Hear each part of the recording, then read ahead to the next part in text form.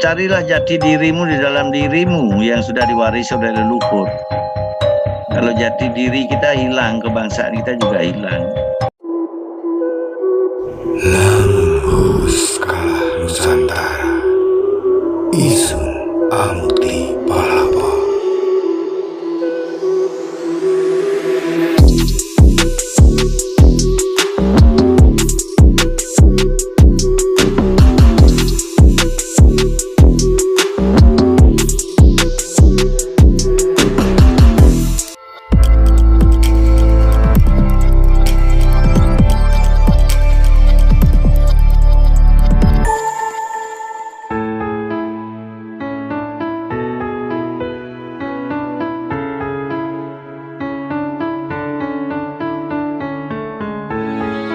Halo sahabat Arkeovlog, jumpa lagi. Sebelum menonton video ini, seperti biasa ya kak, jangan lupa kopi atau tehnya, atau air putih deh boleh, diseruput dulu ya kak.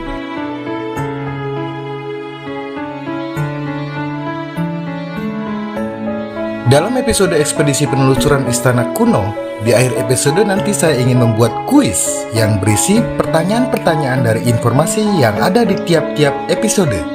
Sebagai hadiahnya, ada 25 kaos Arkeovlog bagi 25 orang sahabat Arkeovlog yang bisa mengirimkan jawaban paling cepat dan benar. Jadi, simak terus Arkeovlog ya. Terima kasih.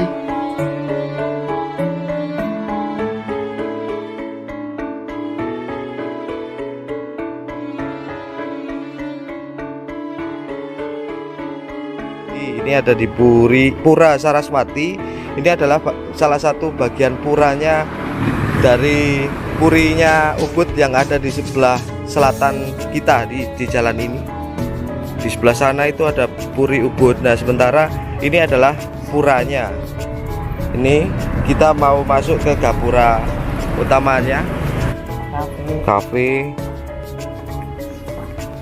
Ini mungkin milik bagian dari salah satu pura di sini ya, balainya ya. Oke. Halo Arkeovlog. Halo. Wah, ini foundernya Pak Wicak. Halo Pak Wicak, habis ngapain Pak Wicak? Habis ngedrone. Hujan gini berani ngedrone? Wah, ini kita juga ditemani sahabat Arkeovlog dari Bali, Pak Wayan. Swastiastu Pak Wayan. Kapan sih Pura Taman Pemuda Saraswati itu dibangun? Dibangun mulainya kurang lebih mulai tahun 50-an itu dibangun. Mungkin sebelum itu ya. Mungkin sebelum tahun 50-an ya. Pembangunannya cukup lama, itu berpuluh tahun juga. Tahun 50? Iya, sekitar 50-an ya. Itu satu bagian dari Pura Ubud atau terpisah? Karena lokasinya juga berdekatan begitu. Ya, kalau kami di Desa Adat Ubud, itu salah satu juga merupakan sungsungan masyarakat Ubud. Yang diimpon, artinya yang menjaga dan sebagai gatekeepernya adalah dari Puri Serenkau. Yang mana sebagai pendirinya juga almarhum bapak saya, Cokodo Gede Ngurah, bersama dengan maestro seniman kita di Ubud, Bapak Gusti Nyoman Lempat, dan juga Bapak Dewo dari Ubud Klot yang merupakan teman beliau lah di saat itu, mendesain dan juga membangun konsep-konsep daripada pura tersebut. Berarti sekitar tahun 50-an itu dibangun. Ya, tahun 52 baru selesainya upacara pertamanya. Ya. Arsitek ini ya, arsitek lokal ya. Ya, dari Gusti Nyoman Lempat, seniman maestro ya. Bersama bapak saya juga, beliau juga seorang arsitek juga, pengarang juga, beberapa buku beliau menulis juga buku karang seperti Gagurit dan Gajah Mada misalnya. Ya, dari yang sifatnya local genius sudah, yang merupakan penggabungan daripada Siwa Buddha. Kan Majapahit kan meneruskan konsep Siwa Buddha. Ya, ya. Nah, waktu kita masuk itu kan luar biasa ya desainnya ya. Pertama dari gerbang kita ketemu ada balai apa itu, terus kemudian ada kolam yang isinya penuh teratai. Mungkin bisa digambarkan konsep besarnya seperti apa, Iba? Ya, di dalam konsep pura itu selalu ada 3 halaman yang penting ya. Yang pertama disebut Utama Mandala. Halaman yang paling di tengah, yang paling pertama. Yang kedua Madhya Mandala. Yang ketiga itu Nistha Mandala. Jadi di balik kambang itu sudah termasuk Nistha Mandalanya. Itu termasuk Nistha Mandala, makanya ada juga usaha di sana kan.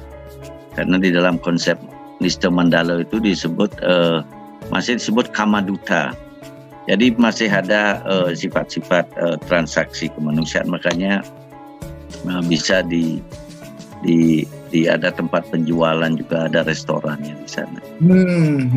Jadi yang ke dalam sesudah balik kambang itu ada pond yang merupakan tamannya. Ada lotusnya. Sesungguhnya awalnya itu kemuda sebenarnya, tunjung yang mekar pada saat malam hari. Makanya namanya Pemuda Saraswati, karena agak sulit sekarang sehingga ditanamkanlah lotus sekarang. Dipakai lotus sekarang. Sebenarnya kemuda tunjung ada berwarna, itu ada putih, ada merah, tapi dia kembangnya malam hari. Ya, bunga tunjung itu ya. Ya.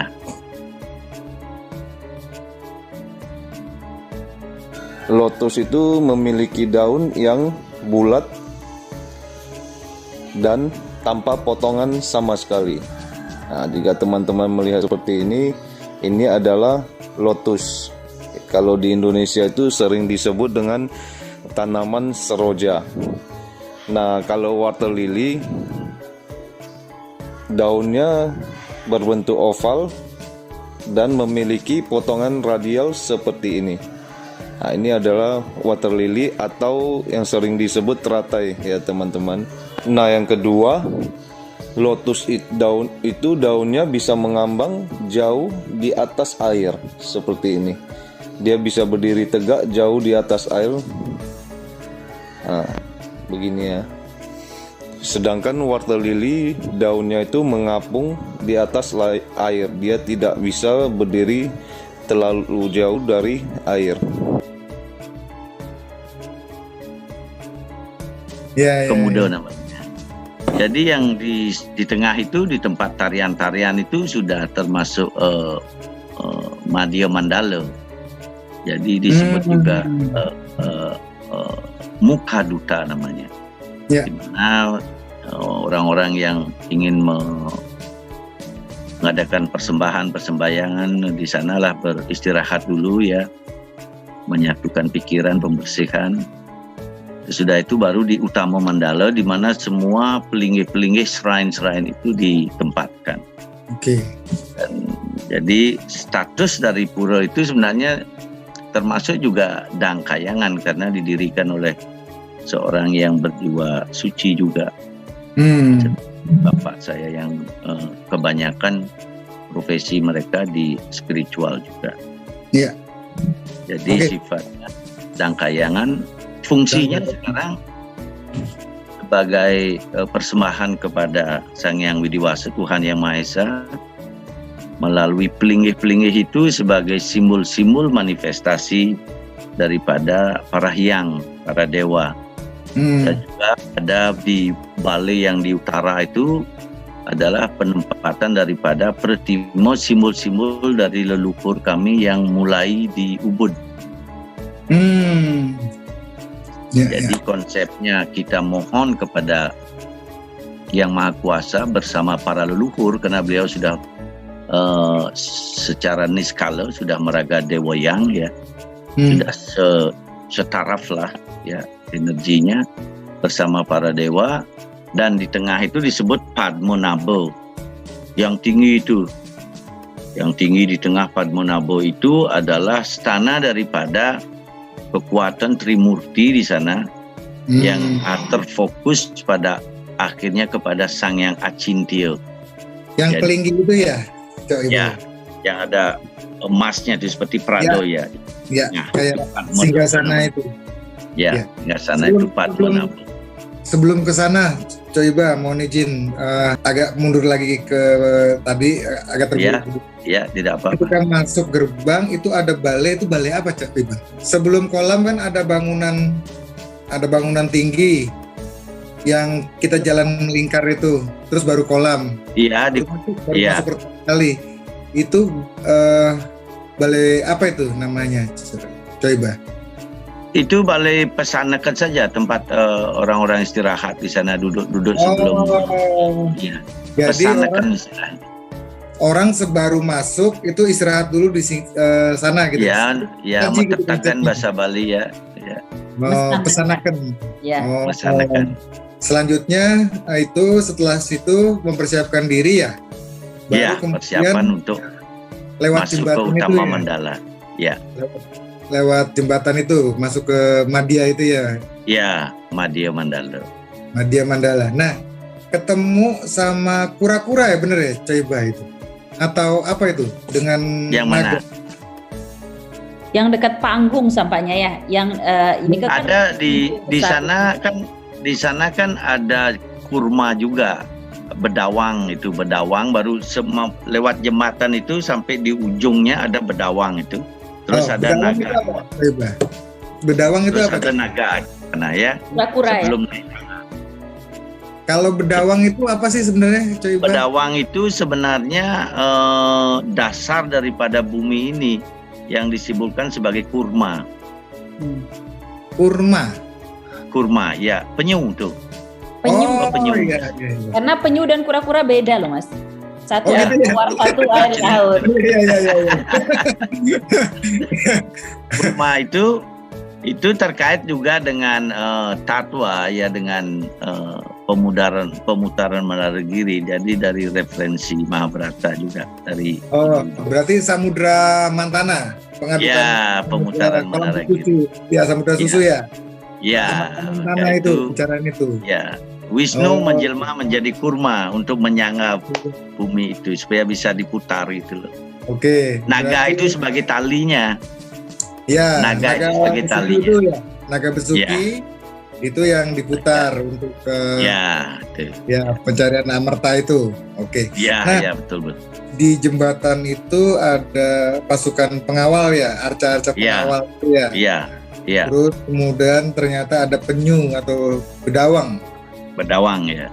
Nah, terus saya menarik di bawah badan dari bedawang itu ternyata ada sapi, ada singa yang menjadi hiasan pilar-pilar itu. Sangat Iya, cantik sekali. Saya Iya. sampai terkagum-kagum gitu. Loh, pilarnya sendiri dihias sama hewan-hewan seperti itu. Iya. Nah, mungkin ada cerita khusus Iba, kenapa hewan sapi, harimau begitu yang dijadikan? Ya, kalau di ini mereka itu kan hewan-hewan yang sudah mendapatkan identitas sebagai raja hutan, ya, raja laut. Seperti sapi itu kan juga sebagai kendaraan siwa kan begitu. Okay. Jadi semua itu sudah mempunyai karakter dan identitas. Gajah misalnya, karang gajah itu kan, gajah simbol kekuatan dan sebagainya.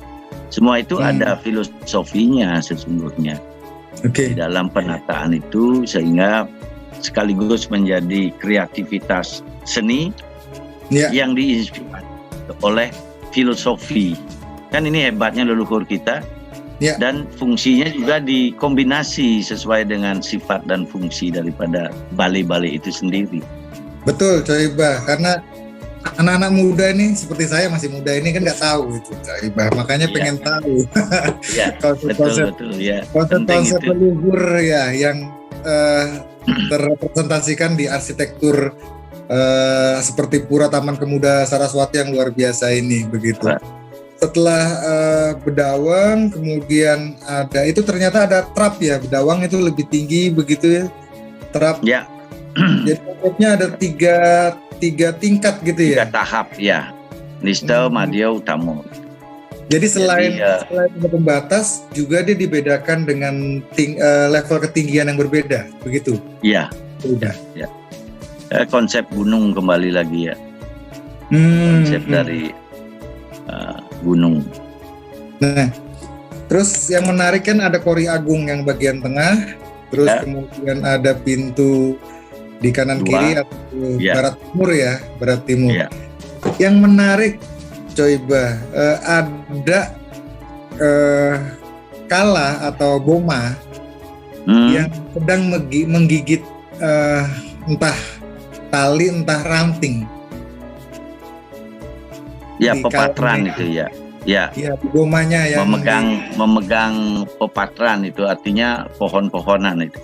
Ya, itu artinya apa? Karena itu kita menemukan juga di situs Candi Kebo Ireng di Pasuruan, dan saya nggak tahu maksudnya kala yang gigit itu simbol apa, karena itu nggak lazim juga, coba. Ya, jadi itu pun beda-beda identitasnya. Seperti Candi Kurung yang di tengah, bomanya itu tidak menggigit daun-daunan dia. Iya. Itu pakai tangannya buka. Nggak buka. Tangannya gini loh, coba gimana gini ya? Nah, kalau yang di tengah pasti buka semua. Oh, buka semua. Kalau yang di pinggir, yang pegang pasti gini. Oh, itu gitu, yang di pinggir itu yang pegang daun-daunan itu. Iya. Kalau yang di tengah, yang bomanya itu tangannya buka. Sebab ini juga simbol aksara, 10 aksara. Apa itu? Ya. 10 aksara? Ya, simbol. Soboto ina mosiwoyo itu. Jadi semua itu sebuah simbol-simbol yang mempunyai makna magisnya. Luar biasa.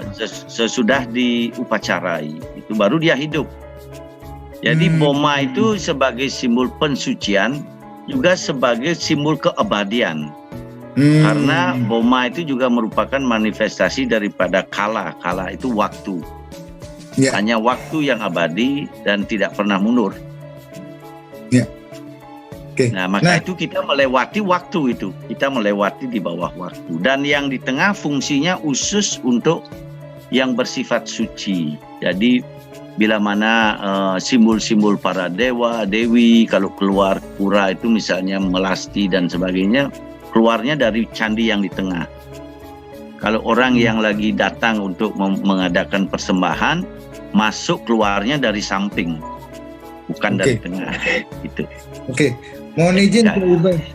Kalau ada perbedaan kala di Jawa Timur pada candi-candi Majapahit kan biasanya ada yang Victory gitu, atau hanya mencekram begitu ya? Mencekram ya. Di bawah, sedangkan di Bali ini dia 10 jari boma terbuka, tapi ada juga yang begini.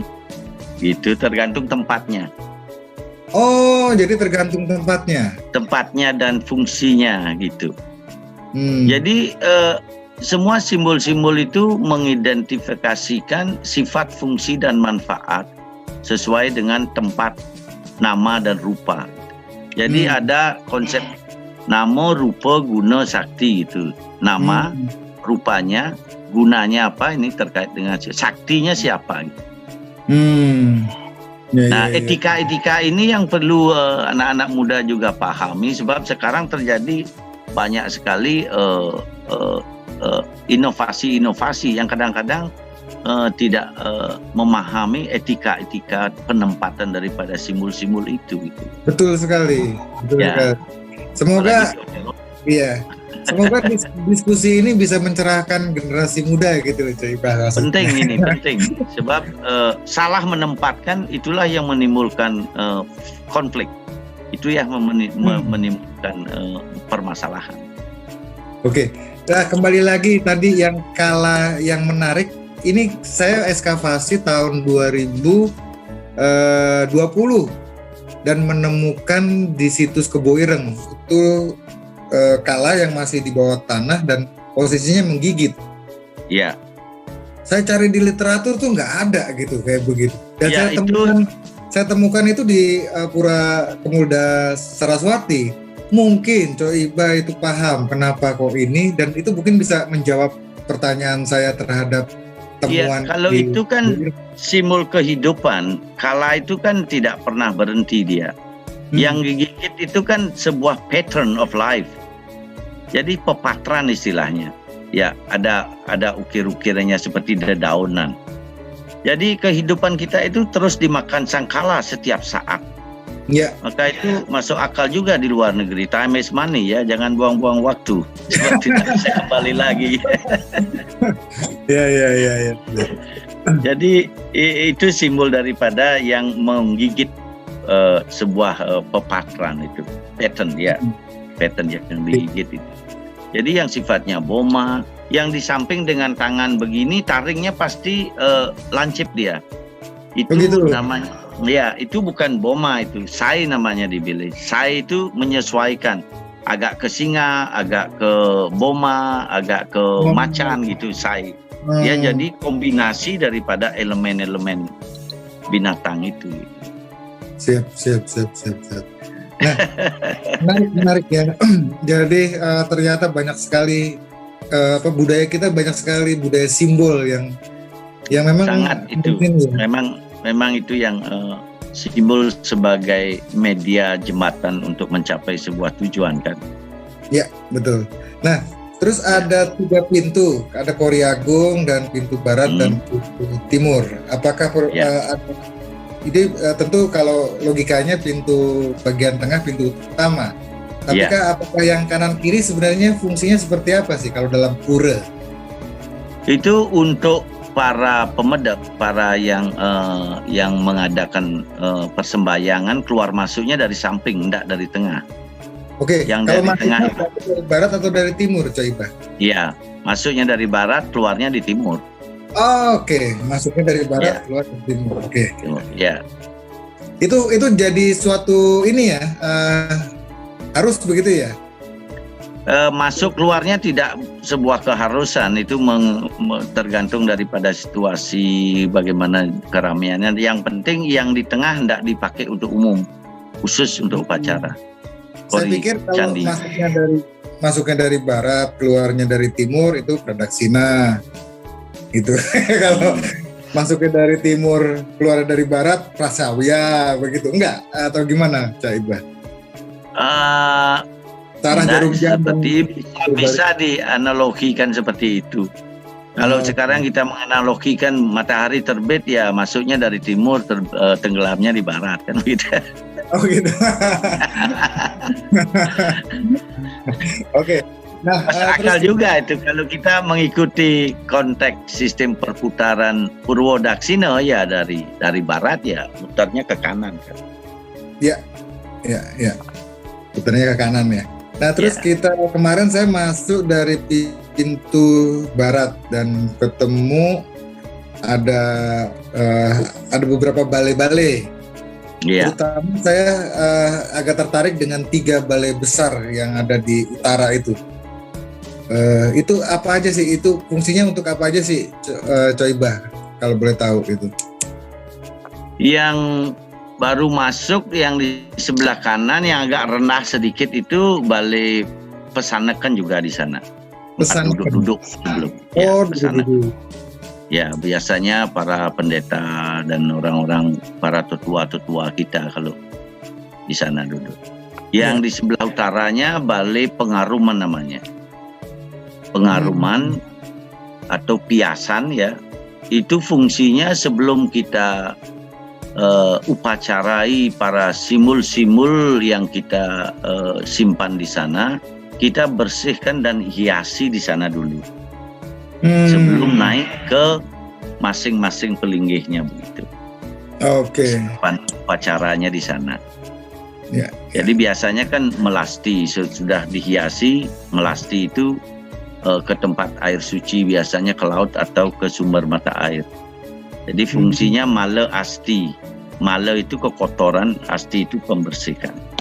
Jadi sekaligus pembersihan daripada kita semua juga yang ngiring. Para dewa akan ngamet merta, mohon merta kepada Dewi Gangga di sana. Siap. Nah, selain 3 itu, sebelah timurnya kan ada balai besar itu. Betul. Balai besar. Nah, itu gedong tempat daripada Pretimo atau simbol-simbol dari leluhur kita ditempatkan di sana di saat upacara. Oh, pataka-pataka gitu kah? Atau? Ya banyak ini tapakan-tapakan ini banyak di sana. Oke. Di piasan itu juga berfungsi bila ada sesuunan barong yang datang, kita tempatkan di sana saat upacara. Mungkin ada beberapa itu bisa di sana ditempatkan. Jadi itu punya multifunction juga selama tidak melanggar etika-etika. Di sanalah itu kan kebijakan. Ya. Kalau itu juga termasuk disimpan lontar-lontar naskah begitu? Nggak ada di sana, di Puri Sarenkau, di tempat ayah saya. Oh, yang ada di sana. Oke. Nah, di Saraswati itu ada pelinggi yang besar tadi yang ada emasnya di atas ya. Itu. Terus yang diapit sama Ya, Meru Padmanabha namanya. Padmanabha. Padmanabha. Oke. Padmanabha. Nabe. Oke. Padmanabha yang diapit sama Yang di Meru. tengah itu kan yang tinggi, Iya, betul. ya diapit oleh Meru. Ya, Meru tingkat 3. ya. Ada konsep apa di situ? Coba mungkin bisa cerita. Kenapa diapit yang Meru 3 itu merupakan apa, Pak? Coba. 2 Meru tumpang 3 itu ya. Iya. Yang di sebelah selatan untuk pemujaan Betara di Luhur Uluwatu itu. Uluwatu. Yang Betara. di selat Padmanabha itu. Bisa dengar ya? Bisa. Yang di utara Padmanabha untuk penyawangan pelinggi Betara Gua Lawah itu. Gua Di Lawah. Gua Lawah di Klungkung. Gua Lawah. Ya, Pura Gua Lawah. Klungkung. Iya, puranya di Klungkung, Mas. Yang kemarin sempat kita lewat. Ya, Gua Lawah. Yang asem. Ya. Oh. Yang di sebelah utara itu pelinggi Betara di Gunung Agung. Iya. Jadi yang di gunung-gunung kita tempatkan di sana simbol-simbolnya. Oh. Yang di Kajakangin itu sebelah utara Meru yang ke Gua Lawah. Apakah bangunan itu kemudian menandakan adanya hubungan begitu dengan Klungkung, dengan tempat lain, Uluwatu begitu? Coba atau gimana? Karena berkaitan dengan proses dan kepercayaan jadi Pancasrada yang kita miliki di Bali. Jadi hubungan Luhur Uluwatu itu adalah tempat daripada moksanya Ida Dangyang Nirata itu ya. Betara Sakti Wawurau, pendeta yang terakhir dari Majapahit yang datang ke Bali. Yang di Gua Lawah itu adalah pertemuan antara gunung dan laut. Gunung dan laut. Tempatnya gak? Kan itu kemudian menjadi namanya Pura Taman Pemuda Saraswati. Apakah kemudian menjadi fokus Dewi yang itu diciptakan untuk Saraswati atau gimana, Coba? Pura Pemuda Dewi Ilmu Saraswati. Pengetahuan, Sang Hyang Haji Saraswati. Jadi memang awalnya pura itu didirikan untuk penghormatan terhadap Saraswati gitu. Ya sebenarnya kan ada hari khusus juga Hari Raya Saraswati. Di sana tidak mengkhusus untuk Sang Hyang Haji Saraswati. Mungkin pertanyaannya Kenten Pak Coibah, kenapa dia bernama Saraswati gitu? Apakah memang secara khusus pura Nike ada pemujaan terhadap Saraswati atau bedanya dengan pura yang lain? Iya. Tenan. Sebab pemujaan yang khusus terhadap Hari Saraswati ya pada Hari Raya Saraswati. Nggih. Karena wenten patung yang sangat besar kan di dalam Nike, termasuk di pintu masuk juga ada dan di pojok. Nike Betara Tengahin Segara Nike yang patung besar Nike. Oh. Jadi ada unsur gunungnya, Gunung Agung, Betara di Gunung Agung dan Betara di Segara. Oh. Ratu Gede Tengahin Segara. Ratu Gede. Ya. Ratu Gede Tengahan Segara. Nah, itu di baliknya Ratu Gede itu ada tulisan apa itu, coba kalau boleh tahu? Ya, itu upacara-upacara yang sudah kami lakukan yang sifatnya setiap 30-50 tahun sekali. Jadi yang pertama, yang kedua, yang ketiga. Yang ada tulisan. Yang Mas Wicak baca 1951 itu ada tulisan Malinggi. Ya, prasasti itu prasasti peringatan saat upacara dilaksanakan. Terutama kan memungkah nih memungkah ngeteglingi itu kan dicatat di sana. Jadi upacaranya Mas bukanlah penanda pura itu didirikan, tapi kan dilakukan upacara di situ. Tapi didirikan itu tadi kata Coiba tahun 50. Cuacanya 52. Betul puranya. 53 peresmiannya. Pertama. Pertama 53. Di prasasti itu ada tahun 1951. 51 ya yang pertama itu baru selesainya. Oh berarti ada beberapa tahap. Upacara. Ya. Itu menarik itu kalau yang patungnya itu apa tinggi sekali itu, ada berapa 3 meter lebih ya itu. Yang mana Saraswati itu? Bukan. Yang besar nih yang di depan gerbang. Oh Ratu Gede. Ya, Ratu Gede Tengahan Segara gitu. Sangyang Segara, Sangyang Baruno.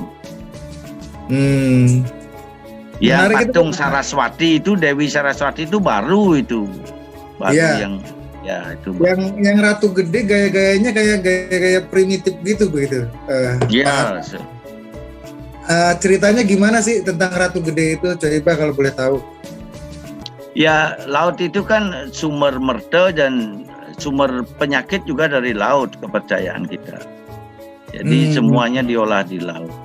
Jadi kita mohon keselamatan, kesejahteraan. Bila ada orang sakit minta bantuan penawar namanya ya, obat di sana.